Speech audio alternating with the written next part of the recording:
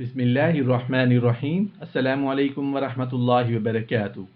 शौहरों से इंतकाम लेने वाली बीवियाँ।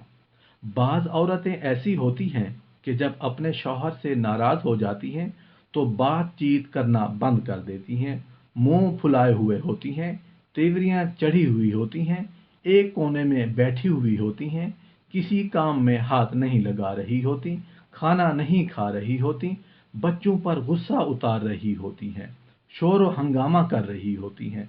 उनके ख्याल में लड़ाई झगड़ा बेहतरीन वसीला है जिसके ज़रिए शौहर से इंतकाम लिया जा सकता है। लेकिन उनके तरीकों से न सिर्फ ये कि शौहर को तंबीह नहीं की जा सकती बल्कि उसके बुरे नताइज बरामद होने का भी इम्कान है। मुमकिन है शौहर भी और ज़्यादा गुस्सा दिखाए और ऐसी सूरत में कई दिन तक आपका घर लड़ाई झगड़े का मैदान बना रहे। आप चीखें चिल्लाएंगी, वो भी चीखे चिल्लाएगा। आप बुरा भला कहेंगी, वो भी बुरा भला कहेगा। आप बातचीत नहीं करेंगी, वो भी बात बंद कर देगा।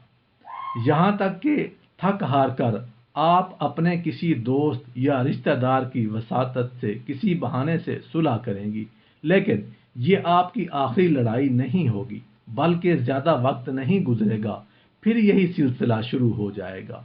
यानी सारी ज़िंदगी इसी तरह लड़ाई झगड़े और कशमकश में गुजरेगी और इस तरह खुद आप अपनी बदबख्ती के असबाब फराहम करेंगी और अपने मासूम बच्चों की ज़िंदगियों को भी अजाब में मुब्तला करेंगी।